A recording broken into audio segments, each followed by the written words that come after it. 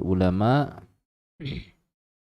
tentang bahaya durhaka bagi atau bahaya durhaka kepada kedua orang tua. Di antaranya adalah seperti kata beliau rahimahullahu taala, wa an Wahab bin Munabbih, dari Wahab bin Munabbih rahimahullahu rahmatan wasi'ah, qal, bahwa dia berkata, innallaha ta'ala auha ila Musa salawatullahi wasalamuhu alaih, sesungguhnya Allah subhanahu wa ta'ala telah mewahyukan kepada Nabi Musa alaihi salatu wassalam. Berarti Wahab bin Munabbih menceritakan tentang berita dari umat terdahulu, ya, bahwa Allah subhanahu wa ta'ala mewahyukan kepada Nabi Musa alaihi salatu wassalam, ya Musa waqir walidaik, wahai Musa, hormatilah kedua orang tuamu, ya, hormatilah kedua orang tuamu. Fa inna man waqqara walidayhi, kemudian Wahab bin Munabbih melanjutkan riwayatannya, fa inna man waqqara walidayhi, maka sesungguhnya siapa saja yang menghormati dan berbakti kepada kedua orang tuanya, madatu fi umrihi, maka aku akan panjangkan umurnya. Ya. Sekali lagi, kalau ada pembahasan tentang panjangkan umurnya, maka ada dua makna. Makna letterlek atau makna hissi. Makna hissi itu berarti umurnya ditambah. Yang berhak menambah siapa? Allah subhanahu wa ta'ala. Hal ini tentu sesuai dengan ajaran di agama kita, bahwa orang yang menyambung silaturahim, maka akan dipanjangkan umurnya, ya. Kata Rasul sallallahu alaihi wasallam, yang artinya barang siapa yang ingin untuk dipanjangkan umurnya maka dan diluaskan rizkinya, maka sambunglah silaturahim. Apa hubungannya birrul walidain, berbakti dengan orang tua, dan berbakti kepada orang tua dengan silaturahim? Hubungannya erat sekali, karena orang yang pertama kali berhak untuk mendapatkan silah, orang yang pertama kali berhak mendapatkan silaturahim adalah orang tua. Ya. Maka berbakti kepada orang tua adalah termasuk silatu ar-rahim, menyambung rahim. Maka berbakti kepada orang tua akan memperpanjang umur, usia, ya. Di mana di catatan itu Allah subhanahu wa ta'ala telah membuat dua ketetapan.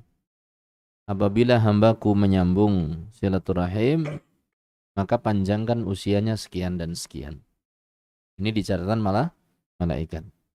Nah, apabila tidak menyambung, maka usianya adalah sekian dan sekian. Ini rahasianya Allah subhanahu wa ta'ala, sebagaimana tentu hal ini sudah disampaikan oleh Rasul sallallahu alaihi wasallam, karena tidak mungkin para ulama, ya, menceritakan tentang hal-hal yang gaib. Nah, kita ulangi.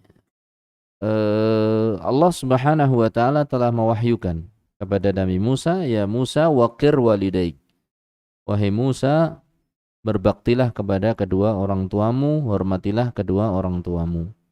Fa inna man waqqara walidaih madatu fi umrihi, maka barang siapa yang menghormati kedua orang tuanya, aku akan panjangkan usianya. yakni secara hitungan betul-betul hissi, atau secara ma'nawi. Usianya tetap hitungannya, tapi keberkahannya lebih, ya. Maka siapa saja yang berbakti kepada orang tua, dia bisa sangat berharap kepada Allah untuk mendapatkan apa?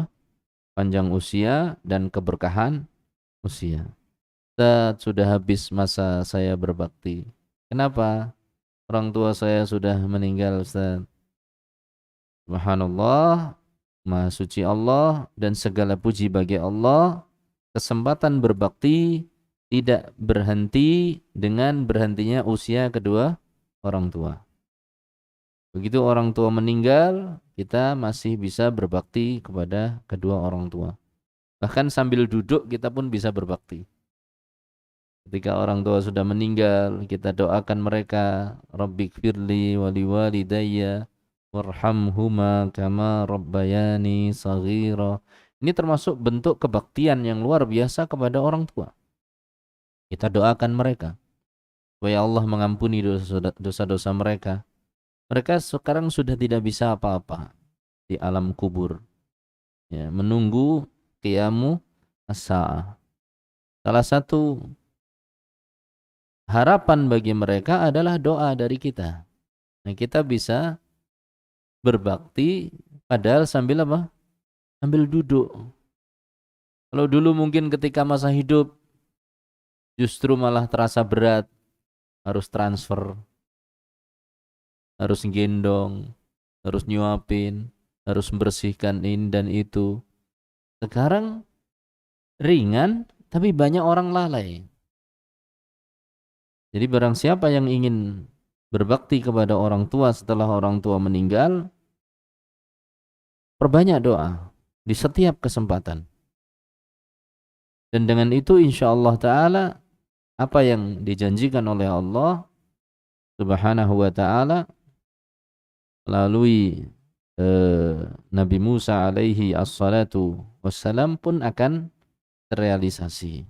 Allah akan panjangkan umur kita, Allah berkahi usia kita. Wa wahabtu lahu waladan, dan kata Allah Subhanahu wa Ta'ala kepada Nabi Musa, dan aku akan berikan kepadanya seorang anak, ya, seorang anak, yuwaqqiruhu, yang sangat berbakti kepadanya. Al jaza'u min jinsil amal. Balasan yang diterima seseorang sesuai dengan kadar amalan yang telah dia kerjakan. Ini kama tadinu tudan. Sebagaimana kita memperlakukan orang tua, maka demikian pula kita akan diperlakukan. Maka kalau kita merasa terlambat, kita jawab dalam hati, belum terlambat. Sekarang kita harus perbanyak doa kepada orang tua. Ya, Rabbighfirli wa liwalidayya warhamhuma kama rabbayani shaghira. Harapannya apa? Allah mengampunkan dosa kita, Allah mengampunkan dosa kedua orang tua kita, dan mengangkat derajat mereka, dan kita pun diangkat derajatnya oleh Allah Subhanahu wa Ta'ala. Perbanyak doa. Dan tentu dengan bentuk-bentuk birrul walidain yang lainnya. Baik, ini potongan tentang keutamaan berbakti. Kemudian Wahab bin Munabbih melanjutkan riwayatnya tentang sikap sebaliknya. Wa man aqqa walidayhi. Sementara itu, barang siapa yang durhaka kepada kedua orang tuanya, qasartu fi umrih, maka akan aku kurangi umurnya, akan aku pendekkan umurnya. Ini pendek yang hakiki, angkatannya, angka dan bilangannya dikurangi, atau keberkahannya dihilangkan oleh Allah Subhanahu wa Ta'ala, dan dua-duanya adalah sebuah kerugian yang sangat besar. Wa wahabtu lahu waladan ya'uqu, dan aku akan berikan kepadanya anak yang akan durhaka pula kepadanya. Ya, naudzubillah min dzalik. Jadilah kita ini mudah-mudahan orang-orang yang berbakti kepada kedua orang tua kita. Ini riwayat dari Wahab bin Munabbih. Ya. Waqala Abu Bakar bin Abi Maryam. Kemudian riwayat yang kedua atau asar yang kedua adalah asar dari Abu Bakar bin Abi Maryam rahimahullahu rahmatan wasi'ah. Qara'tu fit Taurati. Dia mengatakan tentang dirinya, aku membaca di kitab Taurat. Anna man yadribu abahu yuqtalu.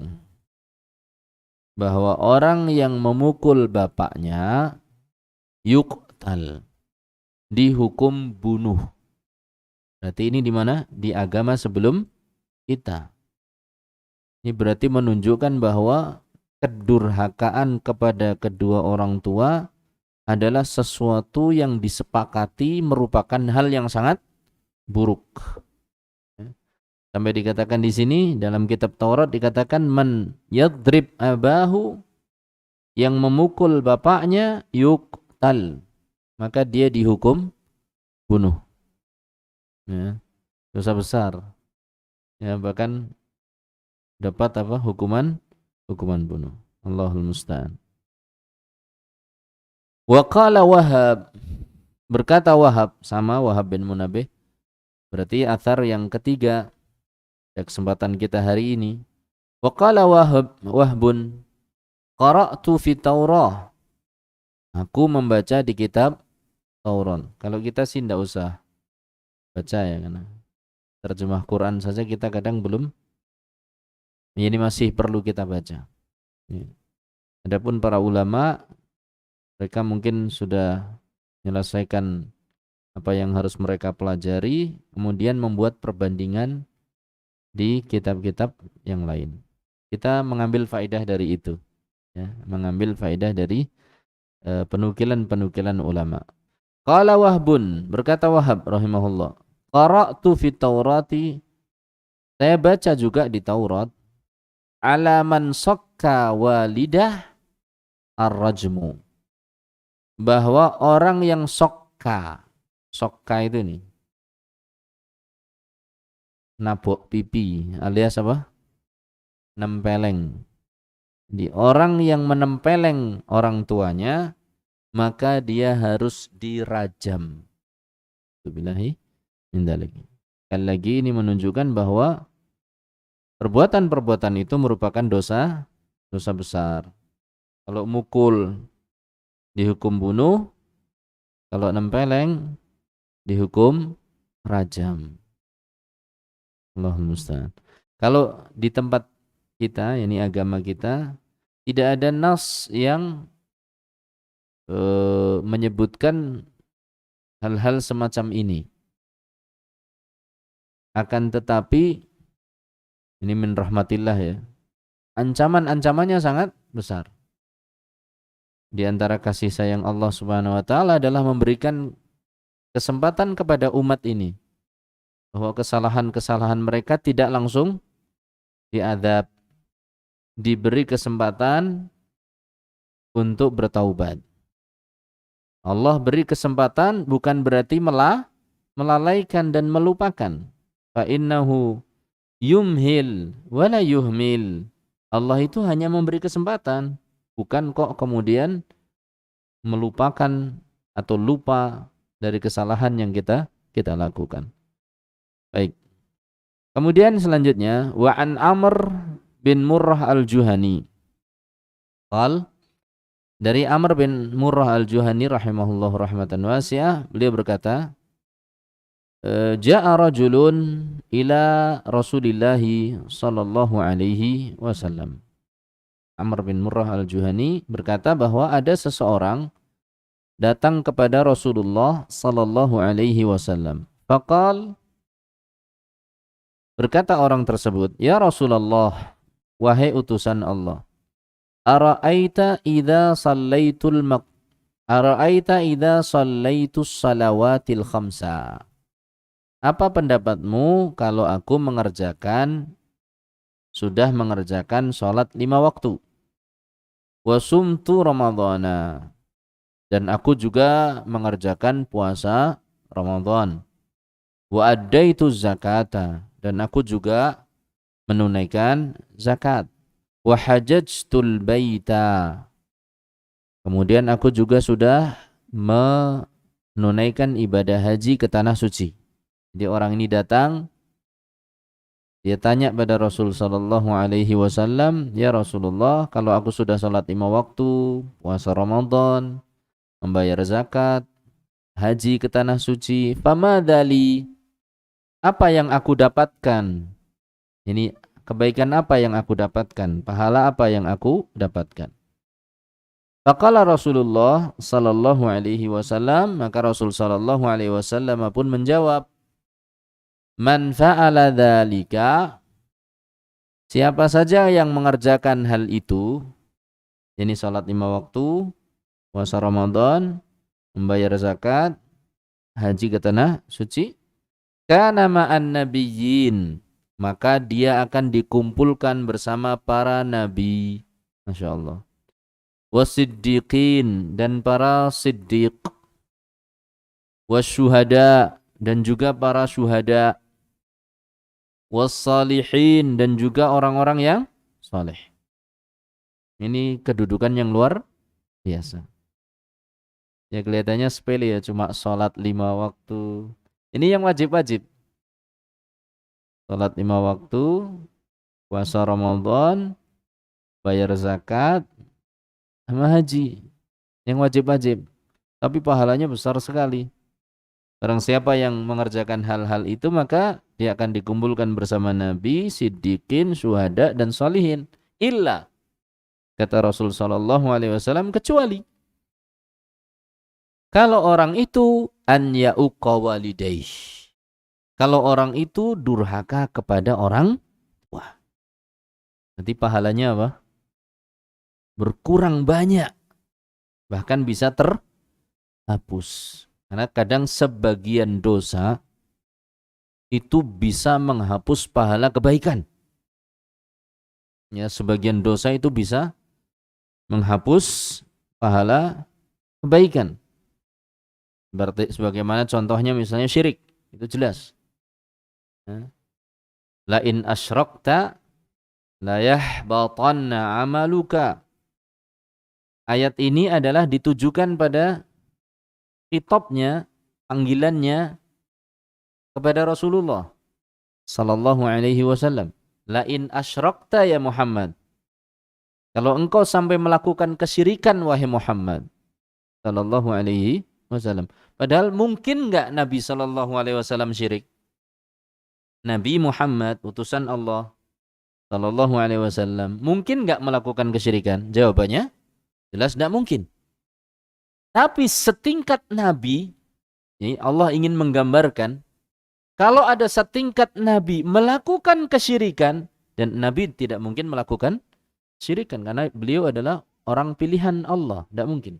Dan pilihan Allah tidak mungkin salah. Setingkat Nabi seandainya melakukan kesyirikan, maka pahalanya akan la yahbatanna amaluka, akan hapus amalanmu. Setingkat Nabi saja kayak gitu, apalagi yang bukan Nabi kalau dia itu melakukan kesyirikan. Itu yang ingin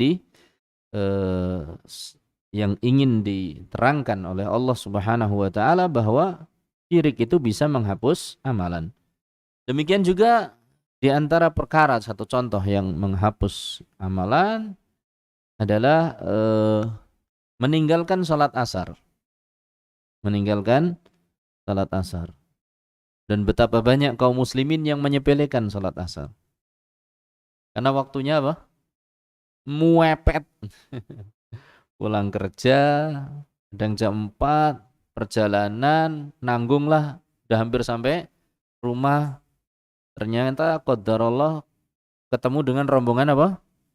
Demo, ya kan?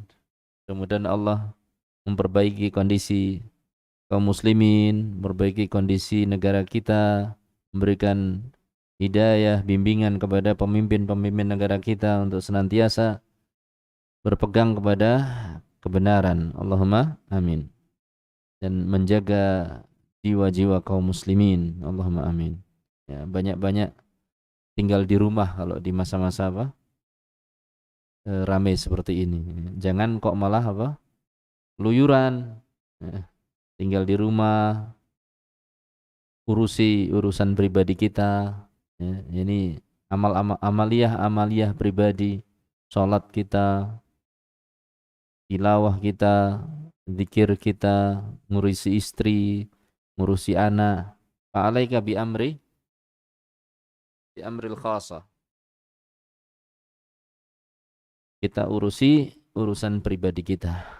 Dalam arti ini masa fitnah. Jadi hati-hati dalam melangkah. Selesaikan tugas-tugas pribadi kita. Baik, qadarullah bukan ketabrak, berhadapan dengan jalan padat, mau mampir sholat, aduh kayaknya nggak nyaman ini. Akhirnya sampai rumah ba'da isya. Allah musta'an. Belum sholat apa?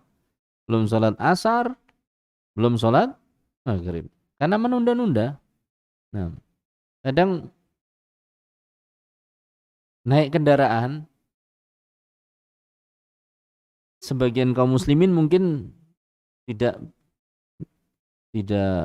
gelisah bagaimana sholat. Entah itu perjalanan dini hari yang menabrak waktu, yang melewati waktu subuh, sehingga masih terlelap di kendaraan. Kemudian sampai rumah jam 7, mau sholat subuh malu.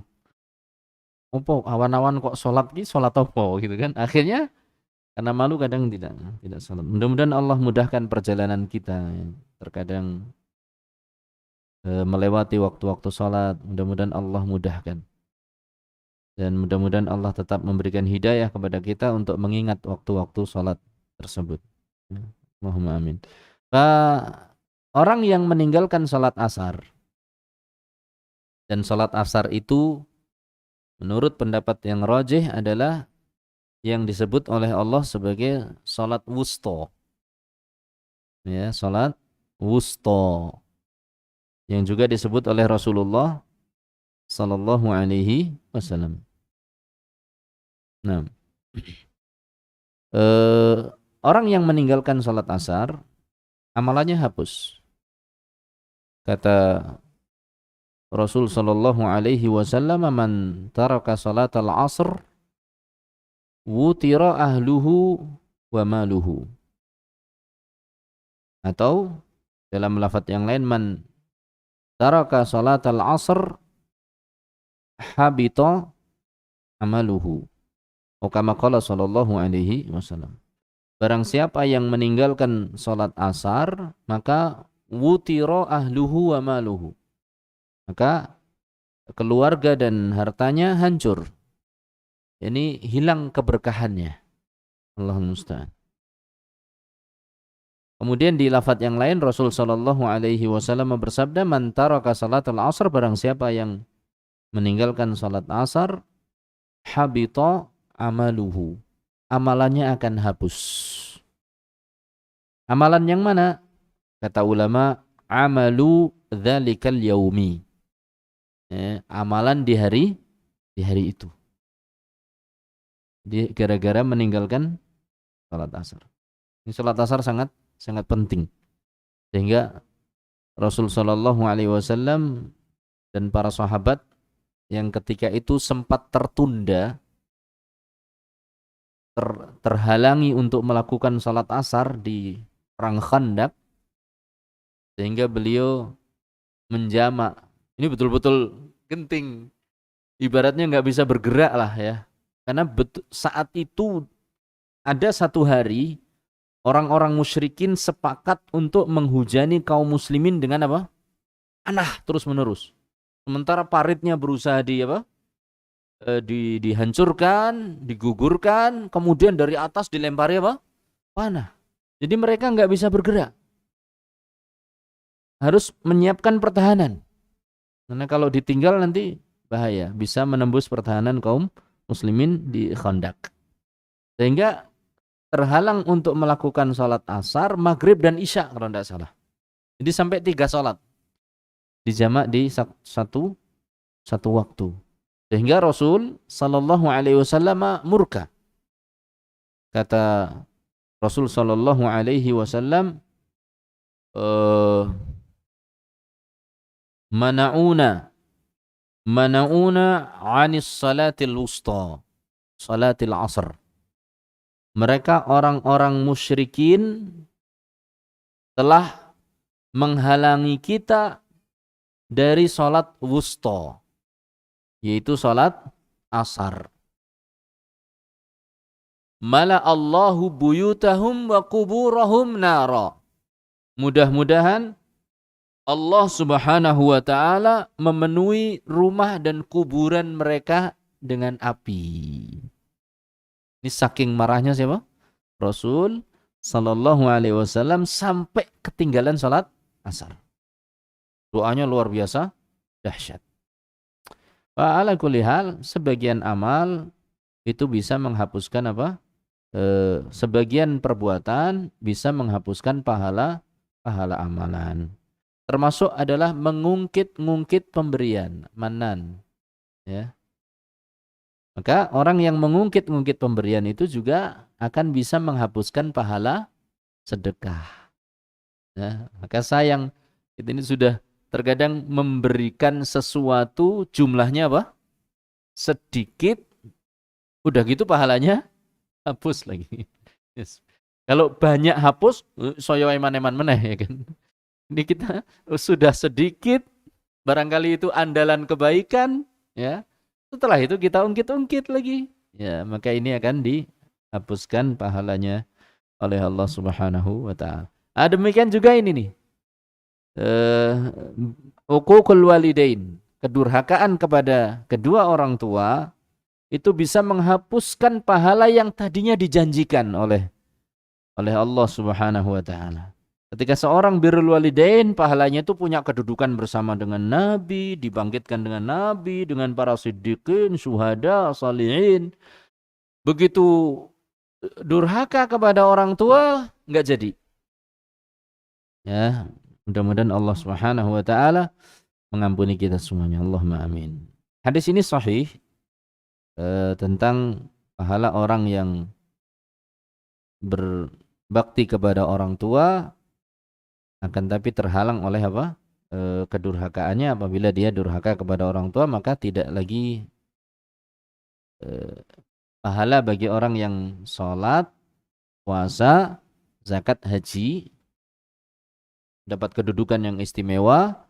Tapi kalau dia melakukan kedurhakaan, maka akan terhalang dari pahala tersebut. Nah, riwayat berikutnya adalah sabda Rasul sallallahu alaihi wasallam, la'anallahu al-'aqa liwalidayhi. Laknat Allah menimpa, mudah-mudahan laknat Allah menimpa orang yang durhaka kepada kedua orang tua. Laknat adalah at-tardu minar rahmah.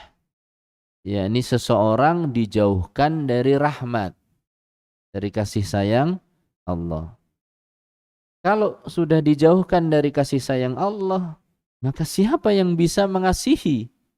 Ya, nasallahu salamal afiyah. Kalau seorang sudah dijauhkan dari kasih sayang Allah, maka siapa yang mampu mengasihi orang tersebut? Tidak ada yang bisa. Maka ini durhaka kepada kedua orang tua hukumannya sangat berat. Kemudian di antara athar atau hadis yang disampaikan oleh Al-Imam Adz-Dzahabi adalah sabda Rasul sallallahu alaihi wasallam, ra'aitu lailatan atau ra'aitu lailata usriya bi aqwaman. Pada malam Isra, yaitu Isra Mi'raj. Malam Isra itu ya berarti malam Isra Mi'raj. Ya. 27 Rajab. Ya, di malam 27 Rajab, malam Isra dan Mi'raj. Isra diperjalankannya Rasul sallallahu alaihi wasallam di malam hari dari Masjidil Haram menuju ke Masjidil Aqsa. Adapun Mi'raj adalah diperjalankannya Rasul sallallahu alaihi wasallam dari Masjidil Aqsa menuju Sidrati Al-Muntaha di langit yang 7. Itu tinggi sekali ya. Nah, di malam saya diisrakan, ini Isra dan Mi'raj, aku melihat ada sekelompok orang, aqwaman, finnari di dalam neraka. Mu'allaqina fi judu'in min narin. Mereka tergantung di tiang-tiang yang terbuat dari api neraka. Sallallahu alaihi wasallam. Ya. Mereka digantung dengan atau pada di tiang-tiang dari api neraka.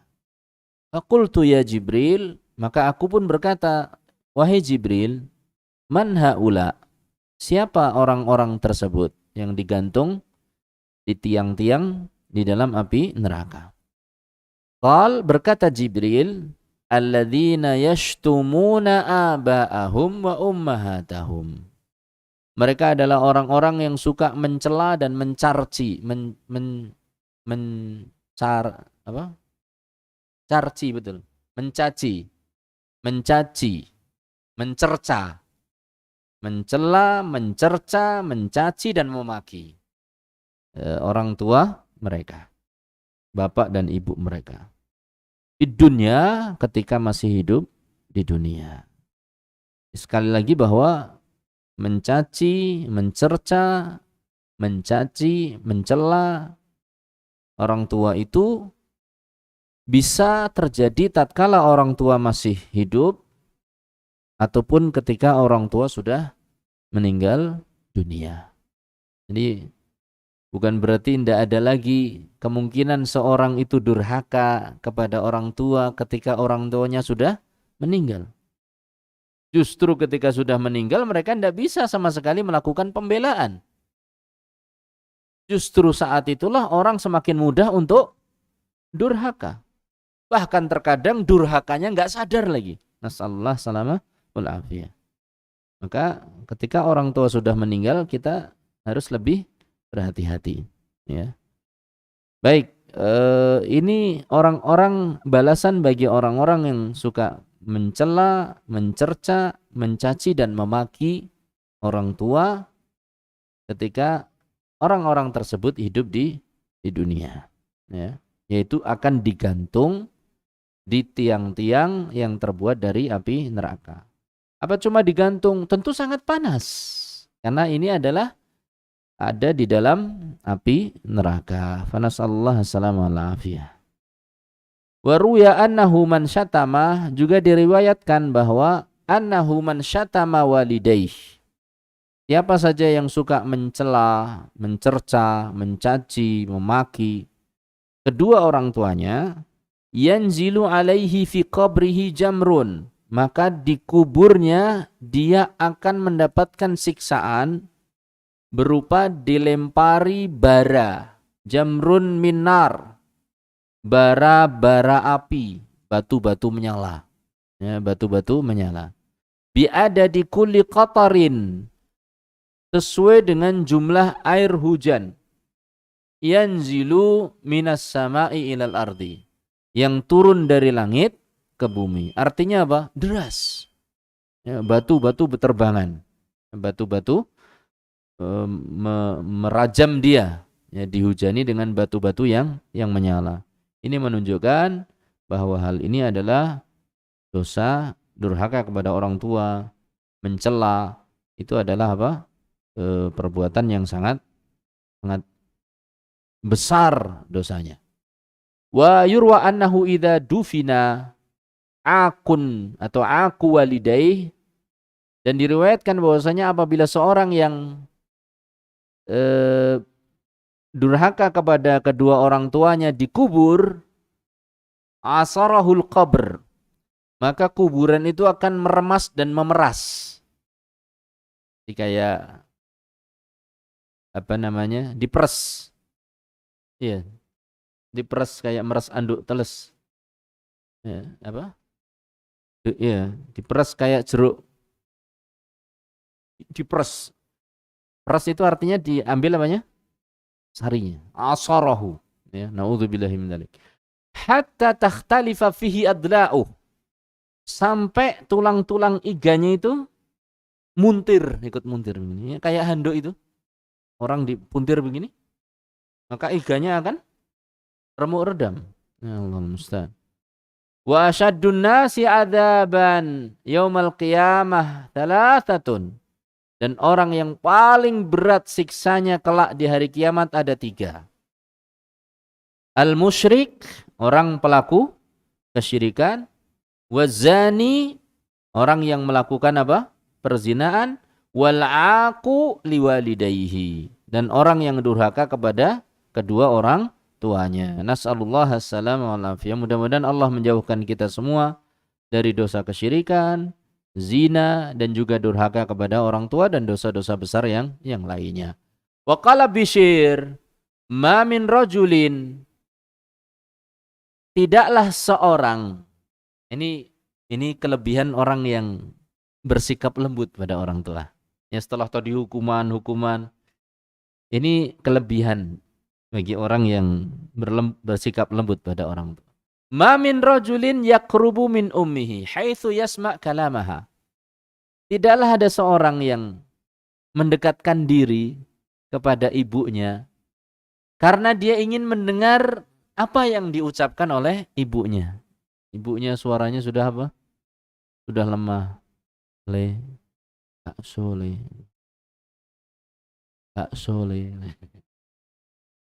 nak, ya kan? Tapi kan kita nggak dengar. Maka kita mendekatkan telinga kita kepada siapa? Ibu. Nggih, telem Bu. Butuh apa Ibu? Ngendikon apa? Ibu, apa yang Ibu inginkan? Kita dekatkan diri kita dekatkan telinga kita untuk mendengar apa yang ingin disampaikan oleh ibu kita. Illa kana afdala minalladzi yadribu bisayfihi fisabilillah. Kecuali pahala yang dia dapatkan kelak di hari kiamat jauh lebih afdal dibandingkan orang yang menyabetkan pedangnya di jalan Allah, berjihad. Makanya ketika ada orang ingin cari pahala, datang ke Rasul sallallahu alaihi wasallam, "Ya Rasulullah, uridul jihad." Saya ingin jihad ya Rasulullah. Kata Rasul sallallahu alaihi wasallam, "Ahayyun walidak?" Dua orang tuamu masih ada ndak? Diperinci. Maka kata orang tersebut, "Na'am ya Rasulullah, masih hidup." Apa kata Rasul sallallahu alaihi wasallam? "Betul nih kamu pingin pahala?" "Iya, saya pingin pahala." Kata Rasulullah sallallahu alaihi wasallam, "Fa fihi ma fajahid." Berjihadlah dengan cara berbakti pada orang tua. Tidak mungkin Rasul sallallahu alaihi wasallam mengarahkan umatnya kepada sesuatu yang pahalanya lebih kecil. Tidak mungkin. Pasti